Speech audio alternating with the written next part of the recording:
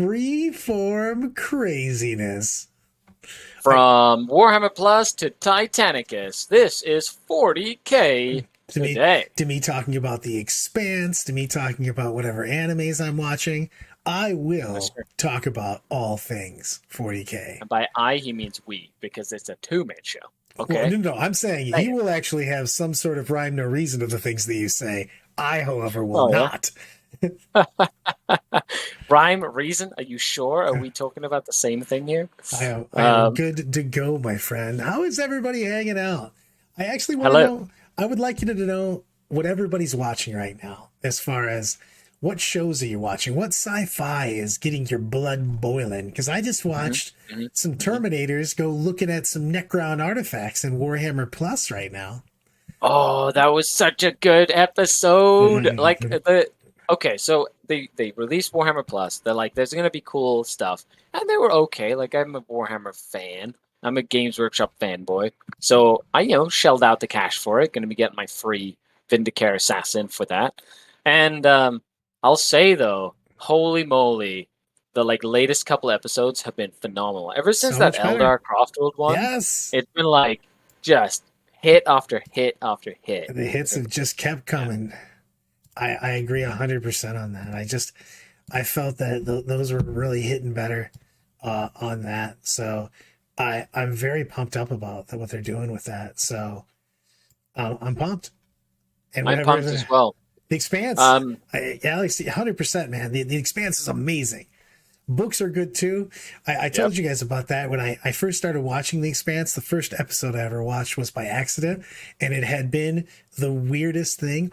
I had just read the second book in that series, and I was literally laying there. This is back when it was still in sci-fi, and I was half asleep watching the show, and I went, this seems so familiar. And then I finally popped awake enough to go, wait a minute, this is literally what I just watched or just read.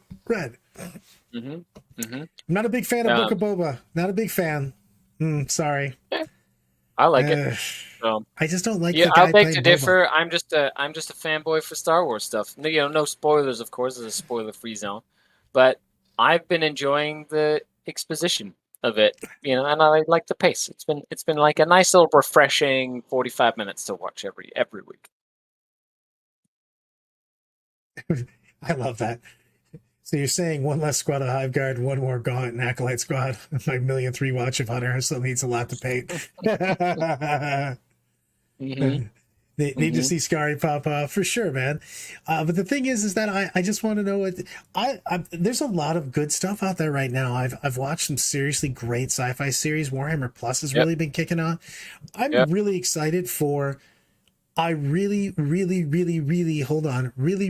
want them to do a series to give me the Space Marine 2 intro type animation and give me a series on that, and I will throw my money at you. I don't understand. It's mightily expensive to do that, first and foremost. But two, if they did it one time, you know how many thousands of people would be like, I want more of this. And they would shell out the cash and be like, this is amazing. Yeah. I was kind of able to get a Custodes practice match. It's hard to replicate super good Custodes players. So anytime you get people that are just very, very good at a faction, it's definitely hard to replicate that. It's hard to do. It's hard to replicate Ascari, the things that he can do with Dark Eldar and a little bit of water and a little bit of garlic. So I will make magic happen with a little bit of water, garlic, and Dark Eldar. But in terms of 40K today, so we've got so ever since last week when we did the show, so the Hammer and Bolter episode, they brought Abaddon to life, and they kind of showed off some cool artwork on how Abaddon was brought to life in animated form, and he did not disappoint, in my opinion. He was pretty badass. I'm not gonna lie. I loved it, man. I really think that they've really upped the ante on the episodes there. So I really liked about that. Sorry, because right now, Abaddon upped the ante. I really liked? It was like a little detail, but I really enjoyed how the Terminators walked. Like, I get you. The way that they walked was like there was a weight to them. You know what I mean? And I really liked it. It wasn't like they were nimble and like it was like no, they were like clunky and like clunk. It felt you know like what I mean? they were moving Yeah. because their armor was moving them. The Correct. servos were moving them. Yeah. Anyway, I like that. I that have was not a seen little the Vox Machina. I have not seen the Red Band trailer for that, and I will be watching that after. I loved Arcane, by the way. Anybody that hasn't seen Arcane, you should go watch that.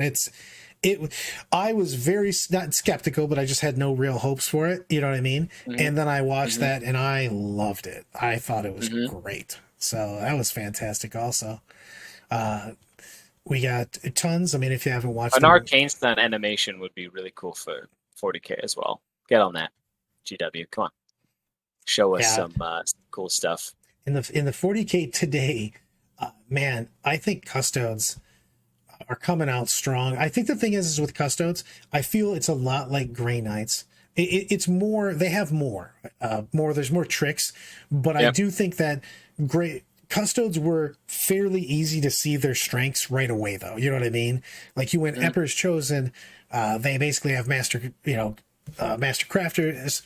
They get a hit and a reroll. They can steal stances from other people. They get a 4 against mortals, which are a huge thing right now. Flexibility, and anti-mortals. Yeah, exactly. Really and the thing is that you just saw that they had strength right away, so you kind of hit the ground running. While the GSC, I think, will actually may have more impact over the rest of the year in 2022. However, it takes longer to find that secret sauce. You know what I mean? And you're probably going to continue to find that secret sauce for longer, probably, in my opinion. I just think Custodes are going to hit hard. The Custodes aren't going to get any weaker. It's just you found what was good faster. Oh, 100%. Thanks for that. I am feeling significantly better, except for he's alive. He's here. He's chatting. My entire week is literally doing Art of War stuff and going to doctors. So that is my entire right before. You have to try and mix the two. I was there today, and I'll be there tomorrow, unfortunately, and Wednesday. More 40K today stuff. Total Warhammer 3 is coming out. I'm a huge Total War fan. I'm not gonna lie. I've only dabbled in them, and I need to play those. It's really fun. Have you ever played any of the Rome Total War? I played Rome Total War. I just really haven't played the others. Okay, so it's like Warhammer Fantasy. It's really fun. But then one of the mechanics that they showed off this week was that you can kind of customize your own demon prints and like give it like all the different mutations and weapons and kind of like customize it as you're doing your campaign. I think that is really cool as a mechanic. This is a great question. How's Tau going to hit the meta? I think Tau's going to hit the meta crazy running, because Tau's hitting the meta when we get new missions right after points. So I think it's going to actually feel like Tau hits the meta even harder than it does because of the fact, Scary and I were just talking about it Meta Monday, you're going to have to revise your armies because of how the new missions work, period. And you add something new besides that, you've got to add, so you now have to take into account what Tau does, and you have to already revise your army for the new missions and everything else. So I think it's going to be a big deal. It's going to feel like a big deal. Tau, like, if anybody has been living under a rock, Tau had like a lot of the Tau stuff has been sort of like leaked, right? So there's a lot of like breakdowns and ways that the game, like they're gonna affect the game and whatnot. And from looking at that stuff, they are gonna have a lot of tools that work really well with the new missions and that play really well into current army archetypes. Yeah, and they're gonna come hidden like every time Tau comes in, they just overwhelmingly just nuke you in the shooting phase. Yeah. So we'll see what happens. They've got lots of big damage, but they've got a lot of damage 3 weapons at really perfect price, points.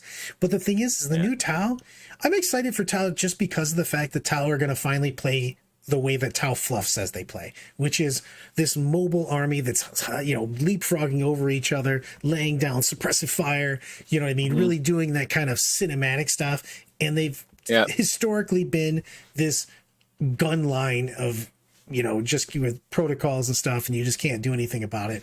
I feel like now they're probably going to be hated as much, but they're going to be mobile and hated. They're going to be hated more because you can only add the hate on to the hate that's already existing.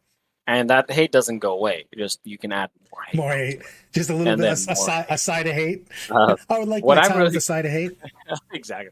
I'm really excited to see, in the original third edition Tau Codex, the Kauyon Montka was just like how to deploy your army differently, right? Yeah, Like it was true. literally like they had a little picture and it was like, this is a Kauyon way to deploy your army. All This is it a was Montka way to literally deploy your army. in a triangle. Yeah. Yeah. It's like different, right? And so it's cool that that's turning into like a way to play the game, whether you want to be upfront and aggressive on like the first bit of the game or later in the game. And I really like that because that sounds cool. It's funny, like the guys are like, nice D12 shot you got there. Here's a Gene Stealer. I do like the fact that you have to have a multi. I'm so not afraid of the big Tau gun. I'm so afraid of the fact that a bunch of their guns, we've seen the leaks. Obviously, we're going to play. Tau Flamer. Oh my gosh. There is so many. They're going to have the stuff I'm afraid of is the volume of Tau shooting. When they just grab all of the dice and go, hey, can I borrow your dice? Which ones? All of them. I need all of the dice and a bucket. Because I'm going to be rolling this dice. Oh boy, like it's just, and then math will be on their favor. Anyway, so that's going to be really cool in terms of like 40K today. Their pre-release is supposed to, or their pre-order goes out this weekend. Which is right in the height of LVO, right? So it's going to be LVO, Thursday. The like climax of the ITC tournament season, and then of course on Thursday, right? Thursday, I'm psyched. They have the Thursdays, the big reveal. They've got it. They've got it on the site too. I've got it. Las Vegas Open, massive Warhammer reveals are coming this week. Now, my friends, not just reveals, massive reveals. That's just, knowing Games Workshop, they're just going to put it on a big screen and say, look, it is massive. Look how big they are. You're like, wah, wah, wah. Like they always say that there's new lieutenants when they're corpses on stages. I am excited to see what's going on. We've got a lot of stuff coming out, though. We've got at least 2 more campaign books that are supposed to come this year. We've got Eldar. We've got 2 Chaos books. We've got CSM and Demons, supposedly all coming in 2022. Yep. So, and of course, we've got Tau coming out, pre-releasing right here. So, I'm good. I'm good. Yeah, I'm geeked. I'm goosed. I'm everything. Yeah, well, in terms of new releases, we have some new Necromunda models, which are some more of the little Hive scum, like Hive Gangers, basically, which are just great for 40K models. We've got a weapon and upgrade kit. We've got some the Imperium. We talked about this last week, but the Imperium subscription magazines are now available in more countries. Did you talk about these tasty new Warlocks? Oh, they did. They just got previewed today. Well, normally I like going through like the whole week. Just jump to the juice, why don't you? Just straight up to the coolest models. Ask yourself, what would a small child do? And this is what I would do. I got excited. Okay, Brad. I saw something I wanted. Brad, we have an itinerary to find out. We do not have. Remember when you were like, I said you will go through in some sort of rhyme or reason and I will bounce around? Ooh, squirrel. I think you said that at the beginning. Yes, 100%. But yes, Warlocks got revealed. New plastic Warlocks. So nice that they're not fine cast anymore. I'm so excited about that. And they've got some cool poses, and they're all like doing crazy like hand, like psyche pew pew gun gesture things. CWE leaks. I can't do a lot of CWE leaks because I'll get hit in the head. What is it with GW and their top knots? Okay, there's now so many top knots on their top knots. They've got like top knots coming out of their helmet top knots. They've got, and they're not even in the right place. They're like in the weirdest spot. Well, why would because you got to fit it into your giant hat. Because everybody knows that you figure out who's in charge with Eldar by the hat size. It's the bigger the hat, the more important the guy. So you got to fit those top knots into your giant hat. I like how they said, these Warlocks come as a pair, can be assembled with or without helmets, just like the new Guardian kit. Great news! If you don't want your warriors to end up with helmet hair. Dude, you got to be cool. This is why I always said Mm. that one of my favorites is just the Marines. You always got to go, hey, why do Space Wolves not wear helmets? Dude, who's going to see my sweet tats and top knots, my ponytail, if I wear a helmet? But people are shooting at you like, but, how cool do I look? You know what you need? You need that guy from the YouTube channel, Save the Man Bun, or whatever, that goes around Save the literally man like bum. nips off the man buns and puts them all in a jar and releases them to the ocean to save them all. Like that's what you need from these Eldar Guardians and Warlocks. I have spoken. Chaos Dwarves, I would play if they come out with squads. Chaos Dwarves, I played Chaos Dwarves back in Fantasy, and I would definitely smash out some Chaos Dwarves. You give me flying Brad-sized peoples, I will definitely play them. I will put them on the table for sure. When you play Caradron Overlords, like, have you ever played AOS or like Mhm. thought about playing AOS? Because those Overlords are basically like steampunk. Like, Yeah, I've seen right? them. I casually know AOS. I have the general compendium and I have some other stuff and I've watched around. I thought about it. I still think it's bravo to whoever was just the manniest man. Ugh. He was just eating his beef jerky, walking in, drinking scotch, and he said, "You know what we should do? Blow up the world, make an entire new deal." Into a entire room of people that spent their life basically making this and just went, that's what I think. He probably flew away on an eagle after. Yeah. Ah! Just comes in, like leaves. But like epic rap battle of history style. You know, like Exactly. Abraham Lincoln style comes in. It's like giant eagle. Ah! But man, Oh my goodness. I do need myself a new Primarch. I want one of the Primarchs to be released this year. If a Primarch would be released this year, I actually would think it would be a Chaos one. I'm really surprised that they haven't put out Fulgrim yet, actually. They did such a big deal with Slanesh last year with AOS that I was surprised that it did not bleed into 40K. Maybe they're holding it out, but I can see that would happen before I would see anybody else come back. I would love to see the return of Lehman Russ or the Lion. Both of them would be fantastic. Right? Khan's in the warp somewhere? Khan's in the Dark City. He's hanging out with Dark Khan.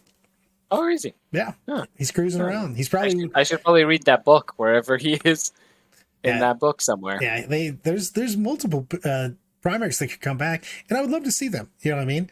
And they tell you the truth though, the actual loyalists are actually easier to bring back because they don't have to have such physical big stats as the a Magnus and Morty and stuff like that because they're actual demon princes.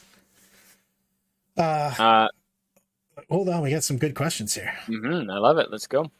Let's see. Are you guys worried about any factions in the meta with the Codex creep, newer, strong codexes that have been released? It is always going to be some.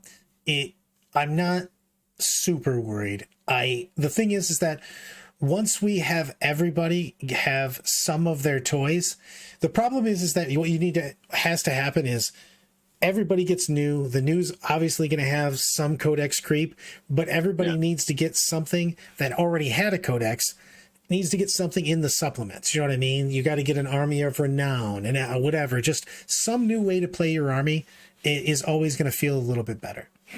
Yeah. I feel like the meta's the meta. It changes so fast nowadays. You can be afraid of Thick City, or afraid of monster Tyranids like Crusher Stampede, or afraid of something. Like a few weeks from now, it'll be something else. Right. Like that's how fast the meta is. Oh, especially with all the new releases that are coming out, it'll be ridiculous. I do love Matt O's comment, by the way. My Eagle with coming out, he goes, in real life, that was an executive on his 5th cup of coffee before an investor call, stressing out. I like to think of him flying off on his Eagle. Thank you very much. Seems so much better. Mm-hmm. But that's what we call stress. But the thing is look at 40K right now. You got to figure that I have to give GW props. They've done tons of things wrong. They'll do tons more things wrong. However, we were in a bad place in a meta, and they've done some things. And 3 months later, we're in a pretty crazily good place. And the meta and competitive play is not the be all end all of playing 40K. Oh God, no. And the thing You know what I mean? is that Like, there's so many more people: the models, the collectors, the hobbyists, the people who just paint, the people who play like random Crusade and don't even know that FAQs exist. Like, there's good people out evening. there who literally just grab their codex and play the codex and Oh, don't even look for FAQs. You know what I mean? 100%. There's way more of Like, that. And the thing yeah, is I actually think that if we, and there's more and more, slowly but surely, getting more team events going on, you will see so much less care about yep. the meta when you get more team events, because it doesn't matter, because you can only have one of those armies in any team, so it doesn't affect as much. You don't play the same thing a million times. I think that it's going to go more broadly. There's going to be more durable. I'd like to see it more focused, though. Things like -1 damage. I would like to see it a little bit more focused on certain units or type of units, maybe. Yeah. As opposed to giving us like a huge dogs just came in, giving us huge things for an army gets it kind of thing. And I would rather see it on things that are considered durable. I mean, certain armies obviously are just known for being durable. Death Guard, like the Crusher Stampede, is getting -1 damage because they're giant monsters, you know what I mean? And they do their thing. But Yeah. I would like to see certain units have it. Because I like that. I like the fact that Dreadnoughts had Duty Eternal -1 damage. That's fine. You know, certain units having it, not just a blanket statement of A somebody. full army thing. I think at the same time, like, you know, being that Tyranids haven't gotten an update in so long, instead of them releasing like a full codex as they're releasing the codex, it's like they're kind of throwing them a bone. You know what I mean? Like, here's a cool way to play Leviathan. Here's a cool way to But play I like with that. all I your think monsters. you keep having You know to. what I mean? You're going to have to keep doing that, though. Like we were talking about with the Codex Creep, with these white dwarves, with these campaign books and stuff like that. You're going to have to I really feel that you can't just give. You don't want to do Dark Eldar and then give a Book of Strife immediately. You want to do Dark Eldar and then Necrons get something for one of their specific armies. You know what I mean? You get stuff like that and it keeps every army of feeling a little bit fresh, even if some are not. They're never going to be all equal. But if you keep giving people different some things, you know what I mean, it gives you the ability to keep going. You know what I mean? Your army always is good enough, you know what I mean? Or at least you're excited about whatever that new thing is. So Yep. It's good on that. So I hope there's also more of an investment in like the mission specifically, like in making the missions more relevant to how you play the game, not necessarily just like, you know, what list, and then having the missions impact more list building, right? And the I thing think that should always be, though, because like you were talking about, the missions themselves touch every single army. You know what I mean? So those always will have the most impact of how you're playing the game. Now, as for Sunday previews, they did preview like the fact that we're gonna get. Do you see that like big Invictor tactical warsuit from Joy-Toy? Yeah, I like this. That looks cool. I like this question a lot. I do want to hit this. As a new player in Verrua and just looking to play more friendly games for now, is my best bet just making visits to the closest GW store? That is a great thing. You can look online. I like looking for communities, telling you the truth. Look for gaming groups. I love getting gaming groups in because a lot of those will have more narrative type, friendly style play and absorb new players in a lot. And so they have an existing group usually. Look, obviously, and you can hedge them out to see how competitive they are. Maybe they're too competitive for where you are in the game right now. But getting into like a group of people, because you go to the game store, 100%. That's how I started. You know what I mean? When I found it out, but sometimes you want to look for that group that's already out there and just find somebody that vibes with you. Yeah, 100%. And the thing is that you can get into that. The gaming store is kind of a little bit of rolling the dice where you look for a gaming group. They actually can get in some scheduled games, and you get a feel for everybody too. And with Games Workshop stores, you know, the store model is usually one employee that's in a store that has the product, and they're designed to sort of get you started with the hobby. So they'll teach you how to paint, they'll teach you how to play, you know, and then sometimes, depending on the store owner, they'll have a variety of different ways to get you involved and purchase products. So they'll have like escalation leagues where you start a new army and kind of work it up, or they have like little like league style tournaments.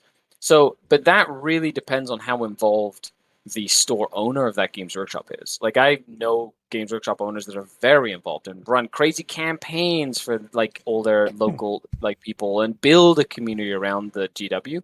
And then of course there are some GW like store managers that run it like just a store where they're like come in, get you involved with the game, kick you out the door, and then the onus is on you to go find a hobby like shop that then you can find a community. I've been spoiled because my initial gaming group, gaming store, is the Toledo Glass City Game Room, and he's the bits guy and everything. So I've been able to get everything I've ever wanted through there from day one. But there's been a ton of players there, so I enjoy that.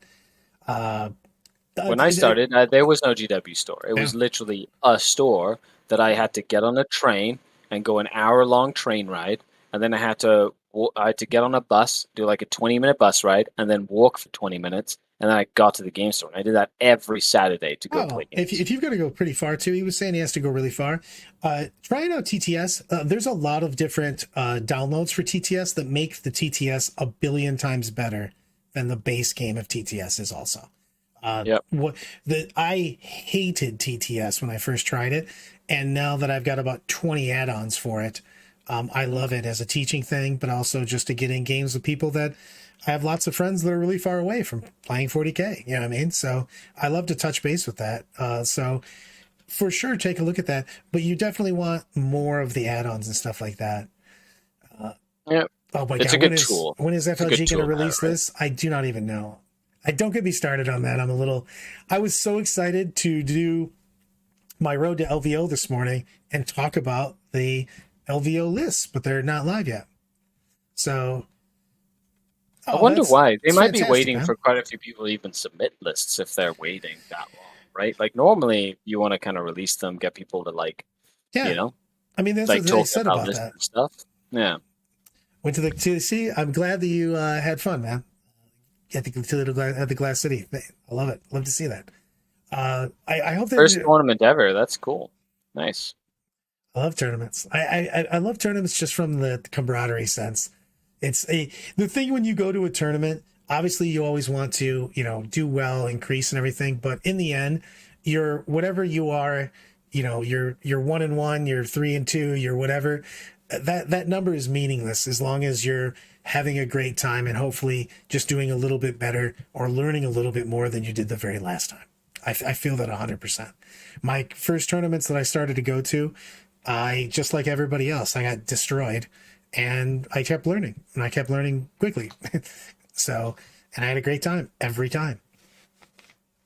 You have a recommended TTS add-ons list somewhere. I do not believe that there's quite a few videos online of people who do TTS very seriously. There's a whole generation of gamers right now that have only ever played TTS. That is a true story. I didn't even realize that because I forget how long COVID's been. But it's been 2 years, and literally people who've never seen a tabletop or miniature know TTS. And there's this whole community of tournaments that get run, of leagues, of people who just play TTS. And they've never picked up a paintbrush or built a model. My thing is here's the things that I like TTS. I love being sitting at it because I want to have Ridvan and I eating tacos while we're playing 40K and talking nonsense. I would never give that up. Hanging out after a tournament and it's not the game. The games are fun. And the games are the Battle of the Minds or whatever, fine. But the best part is going out to food after the round that day and stuffing your face and just laughing about the time you re-rolled that Snake Eyes into a Snake Eyes and your Farseer blew up and never exactly. And that's a huge thing on that. But as far as TTS, I have to say TTS is fantastic, especially for testing before you purchase things. Because the models are expensive, man. And if you decide you want to play that Forge World Army with 15 different vehicles and then you put it on the table and you go, this isn't very fun, don't spend $3,000. You know what I mean? It's nice to spend $0 in TTS. It does mean that people tend to, because and a lot of weird lists, I've seen because of TTS and when people don't have to spend money, you see the craziest, stupidest lists. Because people just don't have Yeah. like buy anything. You just go, I put 15 Forge World tanks on the board. You're like, that's But never you going to never happen. really see it unless you're many. Okay, Yeah. you never really see it because nobody's going to shell out that amount of money for something as stupid as like that list that like looks really cool, but And he's nobody's also going to play really one time, and then it also might get nerfed too. I guess nerf, and that's it. One of my favorites was Pajama Pants showed up to Toledo with a Chinook Warcopter army, and it literally got put into Legends the day after he played it. I played against that list too because Gary Guts had a Chinook like series, like a whole set of Chinook stuff, and then it got legended. Oh, mid-game beers are always nice. I'm a mid-game wine, but yes, a couple drinks. Yeah, That's he's the like best part of boo hoo, boo hoo. I did wander away. That's when you know I'm totally good with who I'm playing too. Just like we played our game. Brad, are you going to watch my movement phase at all? No, I'm not. I'm going to the bar. I'll be back in a moment. Now, as for 40k, Brad, have you ever thought of playing something like Adeptus Titanicus? I don't like the big stuff as much. I actually like the combo though. You know what I like? I'm such a nerd about this. I want to play Battlefield Gothic followed by Titanicus followed by 40k followed by Kill this? Team. Yep. You're like, boo. Mm-hmm. Like and have macro to micro. And just have it come down. 100%. Because there's some new models. Like they've been doing some sweet looking models for Titanicus. I painted a Warlord Titan, like a Titanicus Warlord, and a couple of little Scout Titan, the Knights, little Knights or whatever. It was a fun project, but I don't play the game. I'd like some giant demon engines more than I'd like anything else. I'd like to see like huge demon or princes. Eldar. Just bring Eldar. They're already doing with like all the Aeronautica stuff that's in the same scale, I believe. Aeronautica, right? As everybody hasn't checked out, is really cool. The Aeronautica stuff and also Eldar vehicles are amazing in Aeronautica, by the way. Mm-hmm. You can make some. And all the Necron stuff they released like last week. You know what I mean? Yeah. Are there also, plastic Thunderhawk. That is true. Yeah. Are there any factions or lists that you think will surprise people with the latest changes? Maybe. I don't have my finger completely on that yet because of the fact that I'm a little bit focused on LVO. But I think that you're going to see a lot different things because we were talking about it. The new missions followed by new points. I think you're gonna, you know who I think you're gonna see again? I think you're gonna see Dark Angels, but specifically Ravenwing. With some of the Ravenwing's really good with OPSEC fast moving stuff to do a lot of actions and get a lot of bonus points and things. Yeah, I could see that. I think that they're gonna. That's my dark horse thing that's gonna come out of the woodwork now that we have the new missions and new points. Mm-hmm. There's also I feel like, and I was talking in Meta Monday about this, but when you take away the ability of factions to mix and soup, it means that like when you had a bad matchup into something that was a souped mix of like various like factions or chapters or whatever put together, now all of a sudden it might not be as dangerous to your faction or to a faction. So then you might see the rise of some mid-tier stuff like coming out of the woodwork. Plus with Tau, Eldar, up the woodworks coming out sometime, and like who knows? Like the meta is going to be so different in 6 months' time, and then the missions are going to change again, and the new season's going to start, and then we're going to have to like start a whole new cycle. I love everything about that though, because I love that, but I also love the fact that, especially with new changes comes out, because if you think your army or your faction's in a bad spot, it might not be in a bad spot in the new season. You know what I mean? You always have something to look forward to, as opposed to going, this is going to be terrible for 2 years, whatever. Now, you know what I mean? It doesn't even feel that bad. You've got a lot of stuff coming out. We got things. I like to be very positive about this, but I do think there's a lot of room for hope. You know, it's just a big deal. So, people still stoop on my tables. I love it. I'm not going to lie. I love playing any versions of 40K and whatnot, but I just like having people hang out. So that's the most fun part, period. In the end, you had to figure that you're adults playing with toys, and you should appreciate the fact that that's just fun in and of itself. So and if you take it too seriously, what are you doing? Like you're literally just moving toys around and making pew pew noises and nom nom noises. And nom nom noises. It's all of the things all of the time. But I'm looking forward to all of this. What do you think Chaos is going to be? If you're going to make a prediction, without seeing anything, how do you think Chaos is going to be looking at the end of the season? Actually, it's funny because I'm currently making a chaos list because I'm on live stream on Mini Wargaming doing a live stream against the new Genes to the Cult. I assume it's going to be against the new Genes to the Cult. So I've been looking at some combo stuff. But in the new Chaos list, oh man, first of all, 2 wounds would be great. But I'm a huge fan of how different all the legions are, and I really hope that they kind of bring out some of that, like, Diversity? some of that yeah, exactly. With like, I'm a huge word bearer fan. I love word bearers. Okay, they're like the exact opposite of Black Templars, and they love summoning demons. And I hope that there's still that sort of mechanic built in where I can have like a little force of crazy, like just chaos worshipping Chaos Space Marines that literally like, do sacrifices and literally open up the like a warp rift, and then just demons pour into reality. You know what I mean? And it's like, and I hope there's a mechanic that shows that off. Where it's like, not, it doesn't seem like a big army, but then like turn 2, it's like twice the size because it's all demons. You know what I mean? I'm looking forward to it because you can have so many different things in that. Yeah. Toby, on that, they just now put restrictions on subfactions, so you won't see all of those together, but you can do a multi-layered guard force, which will be combined arms. But you won't be able to have the certain faction keywords. And you can still use the scions, right? So the scions are their own thing. So you could literally have like scions being one thing, and then right? Yeah, you can still mix them. You can mix that. So. You can mix faction. You can't use sub factions. So yeah. And then the thing is in all seriousness, though, that was a great response on that after hours. And the thing is if you're not playing in a sanctioned tournament, who cares?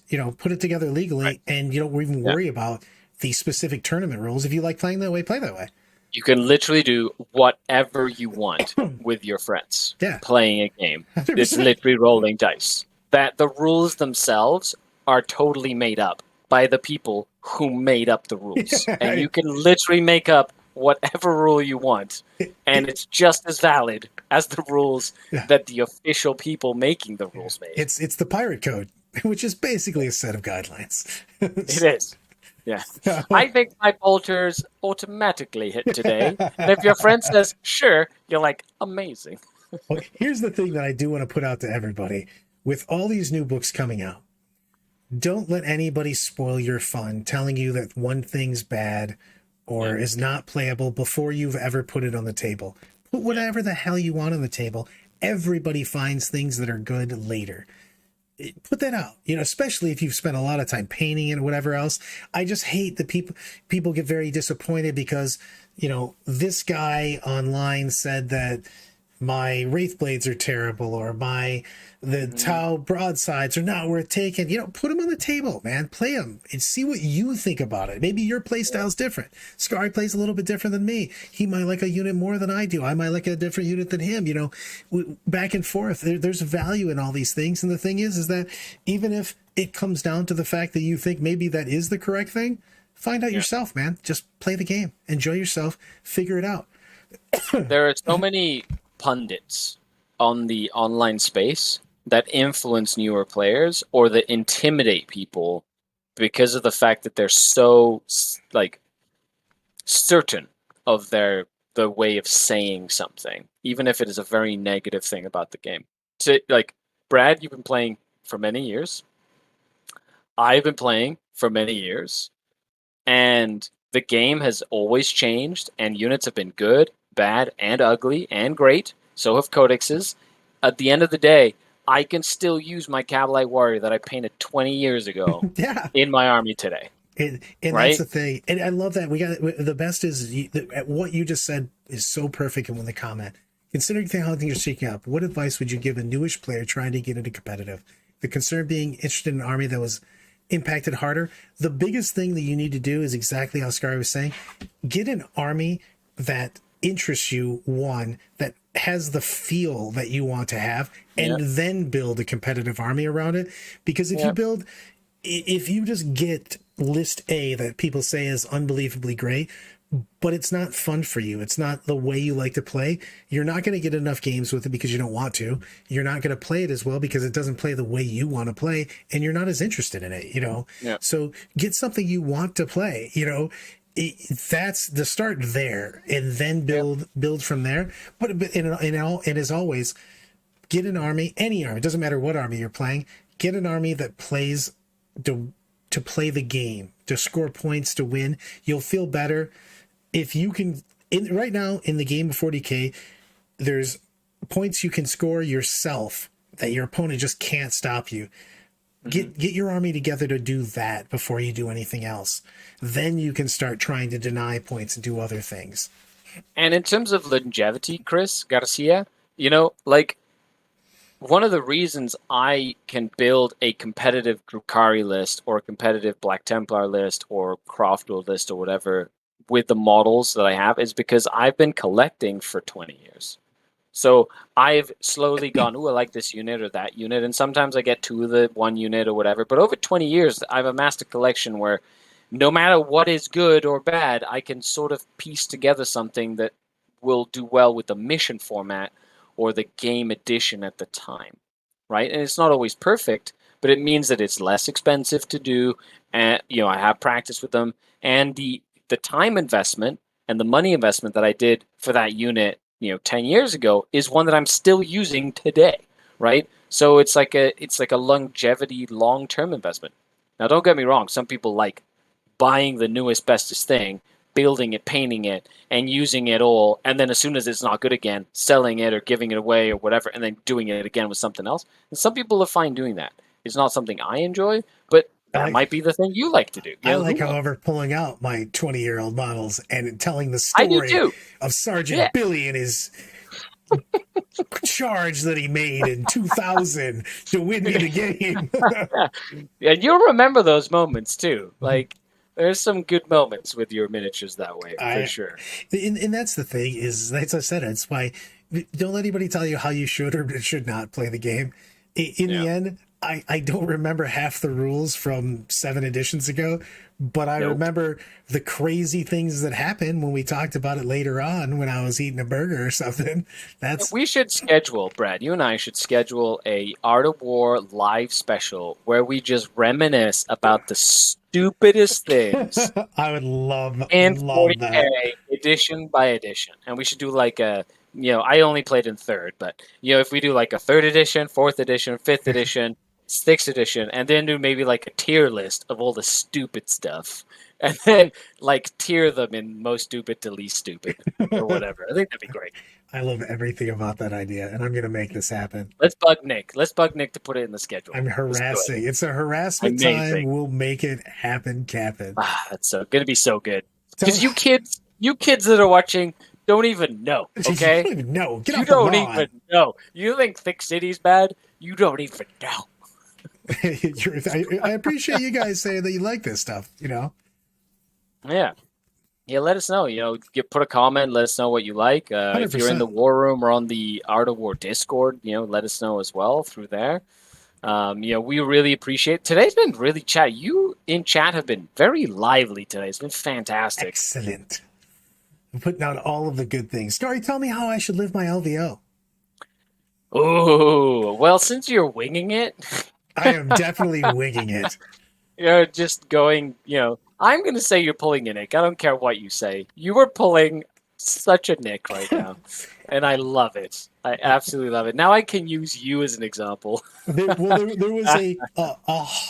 there was a big, if you would put Vegas bets on, is Brad going to drop at some point in time in there? It would be a big bet. Yeah, I like it. Most broken of all times is, again, have fun at LVO. Make sure you have fun out there. Anybody going to LVO, be safe, have fun. Stay tuned. I know there's going to be some really cool live coverage for the LVO. I know I'll be tuning in as well.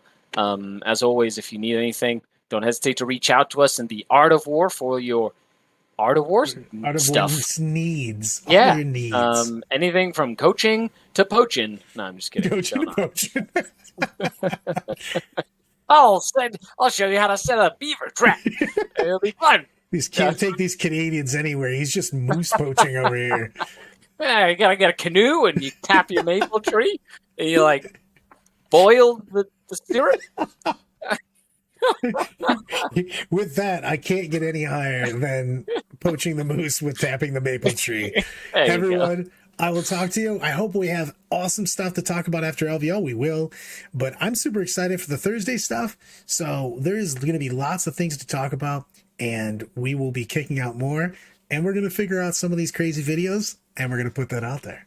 So thanks for hanging out with us. Bye.